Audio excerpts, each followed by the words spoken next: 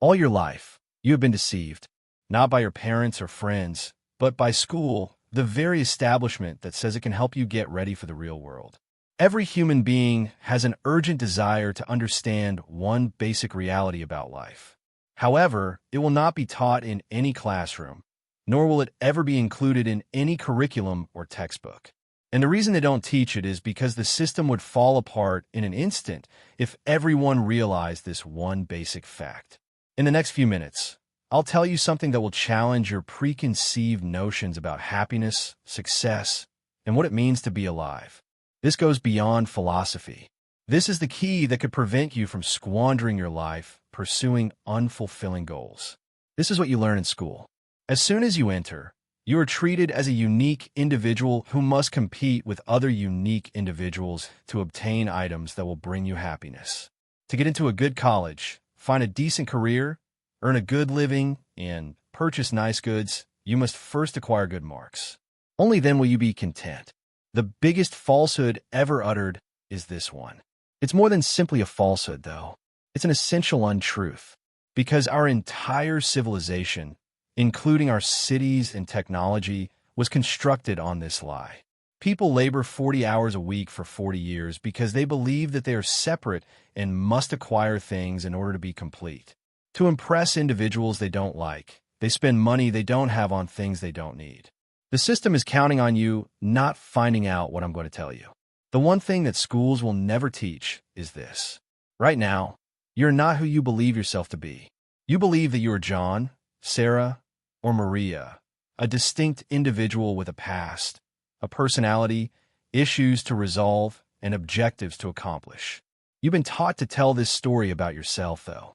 It isn't who you truly are. There are no stories that can compare to what you truly are. Take a look about you now. You observe forms, colors, and objects. You hear noises. Your body is experiencing sensations. There are ideas circling around in your head. The question that will blow your head is right here. Who knows all of these things? One could respond, I am. However, what is this I? What do you really find when you search for it? If you pay close attention, you'll find this. There's absolutely no distinct self there. Everything's sensations come and vanish in this wide space, which is everything that exists, awareness and consciousness. This awareness is merely another experience that manifests as the person you believe you are, complete with all of their memories, personalities, and issues. You're not the character, like a character in a dream. The dreamer is you. The wave is not you. The ocean is you. The actor is not you. All of life's drama unfolds on the stage that is you. You may be asking yourself, if this is true, why isn't this taught in schools? Because schools aren't meant to reveal your true self. The goal of education is to produce law-abiding citizens, productive workers, and obedient consumers. They want you to think of yourself as a distinct person who must compete, gain, and succeed. Who would go to work on Monday morning if everyone knew that they were already whole, complete, and related to everything else? Who would purchase unnecessary goods? In a rat race, who would participate? Your ignorance of who you truly are is the foundation of the entire economic system. The true crime of education, however, is this. It teaches you more than simply who you are. You are deliberately taught what you are not by it. You are taught to identify with your thoughts, your successes, your failures, and your social standing from kindergarten through college. You receive your name, class rank, GPA, and student ID number. You are continuously measured, compared to others, and informed that your identity is dependent on your actions. You are taught that your thoughts are who you are. Therefore, I believe that you are your feelings. I'm upset. I'm sorry for your accomplishments. I'm either successful or unsuccessful. However, none of this is accurate. Thoughts are fleeting. Are you merely a fleeting idea? Feelings fluctuate. Are you merely a fleeting emotion? One gains and loses accomplishments. Are you your most recent achievement? Your true self never changes, never arrives or departs, never dies, and never is born. What's truly sneaky is this.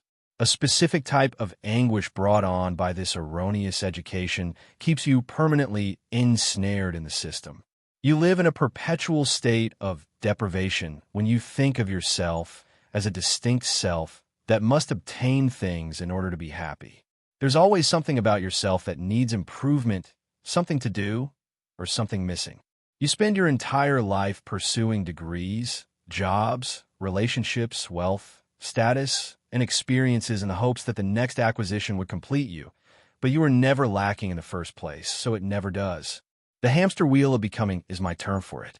Because both the runner and the destination are illusions, you are continuously striving for a happy future that never materializes. But when you truly understand this, this is what occurs. There is no separate self to defend when you see through the myth of separation, which eliminates the ongoing anxiety. You don't need anything to be whole. Thus, the never-ending desire ends. Since your true self was never born and cannot die, your dread of dying vanishes. Since there is no distinct self that needs to be proven, the urge to prove oneself disappears. Since there is no one else, competition turns into collaboration. All of it is a single consciousness manifesting as multiple. What you actually? You're the consciousness where all experiences take place. You are the awareness that enables all knowledge. You are the place where all feelings, ideas, perceptions, and sensations arise. The universe does not contain you. I am the universe in you. Life is not distinct from you. You are life itself, personally experiencing it. All living things, including people, animals, plants, and stars, are but different manifestations of the same consciousness that you are. It's similar to one performer portraying all the parts in a cosmic play. This is neither religion nor philosophy. You can confirm this direct experiential fact at this very moment. Do you want evidence? Now try this experiment. Shut your eyes and acknowledge your awareness. Don't consider awareness. Simply take note of it. Observe now that there are no borders, edges, centers, or locations to this consciousness. It's neither inside nor outside of your head. It's where the concepts of inside and outside themselves manifest. Take note of how serene, motionless, and totally present this consciousness is. It isn't depressed about the past or worried about the future. It just is. Now, take note of something even more amazing. This consciousness is the same consciousness that is watching over every other pair of eyes on Earth. 7 billion distinct persons are all experiencing the same awareness. None of those people are you. The consciousness itself is you. Everything changes when you truly comprehend this, both intellectually and practically. Because there is no distinct ego that needs to prove anything, work turns into play. Because you're not attempting to obtain anything from someone else, relationships turn into celebrations. You're celebrating the appearance of two bodies from the same consciousness. Since there is no actual problem, just consciousness playing and having problems, problems turn into games. Since what you were was never born and cannot die, death ceases to matter. The lack of a distinct achiever renders both success and failure equally meaningless. This realization has been referred to as cosmic consciousness, enlightenment, awakening, and self-realization. However, these are merely fancy terms for a really basic concept. You're what you are, not what you get or do. You are and always have been that way. Only the fact that you no longer pretend to be someone else is different.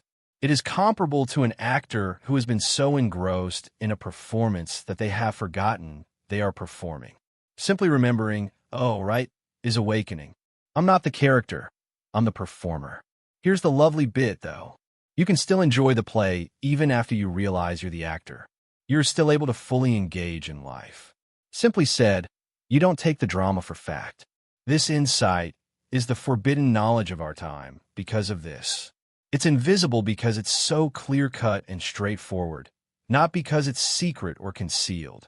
Asking a fish about water is like that. They're so engrossed in it that they are unable to perceive it. Since you are consciousness, you cannot observe consciousness. You learn everything in school, but not who you are, because you don't need to be told what you are. It must be acknowledged. Being mindful is not something you have to learn. You must acknowledge that you are already cognizant. It is not necessary for you to become enlightened. You must acknowledge that you are always enlightened. You don't have to discover who you are. Stop acting as though you're lost. However, this is not merely philosophical abstraction. There are immediate applications for this knowledge. Because there is no ego battling to choose the best option, decision-making becomes straightforward. Wisdom, not fear, is the natural source of decision-making. Whenever self-judgment is absent, creativity blossoms. Through your hands, art becomes the universe expressing itself. Since there is no distinct ego that requires something from other people, love becomes unconditional. When obstacles are removed, love blossoms. Since there are no separate selves and conflict only occurs between separate selves, peace becomes your normal condition. You can have this experience right now. A sample of it is currently available to you. For a minute, put aside your efforts to better yourself. Take a time to stop striving to become something or get somewhere. Just take a moment to put your problems aside. Don't alter a thing. Just be who you are at this moment. What do you discover in that instant of total acceptance? You discover that you are already whole, content, and at peace with yourself. You're always trying to be someone you're not, which is the only reason you don't feel this all the time. This is the last secret that you will never learn in school. We've already won the game. You have no intention of enlightenment. Playing at being unenlightened is your own enlightenment. Your happiness is playing at being depressed. You're not looking for it. Your love is playing at being apart. You're not looking for love. What you're looking for is actually doing the looking, according to the cosmic joke. It's looking for what you're trying to find. You've always been what you're attempting to become. So, this is your option. You can keep playing the separation, acquisition, and competitiveness game you learned at school. Nothing about this is wrong. It's one legitimate approach to feel what it is to be human. Alternatively, you may awaken from the separation dream and discover your true self. It is possible to realize that you are not a wave attempting to transform into the ocean. You are merely the ocean pretending to be a wave. When you have a spiritual encounter, you can recognize that you are not a human. You are a spiritual entity experiencing life as a human. You are aware that the universe does not contain you. Your body is the universe. You're not dealing with reality. When you look in the mirror, you are reality. You are cordially invited to the most amazing journey imaginable, the realization of your true self. It doesn't involve traveling, picking up new skills, or changing who you are. All you have to do is pause your quest long enough to see what was never lost. You learn how to be an excellent student at school. You are now being invited by life to be a good detective and look into the biggest mystery of all, who you are in reality. Here's a hint, too. The mystery and the detective are one and the same. The sort is one with the seeker. The answer is the same as the question. What you're searching for is you. You never needed to learn the one thing that schools never taught you. What you've been searching for is already within you. The hunt is finished. Greetings from home.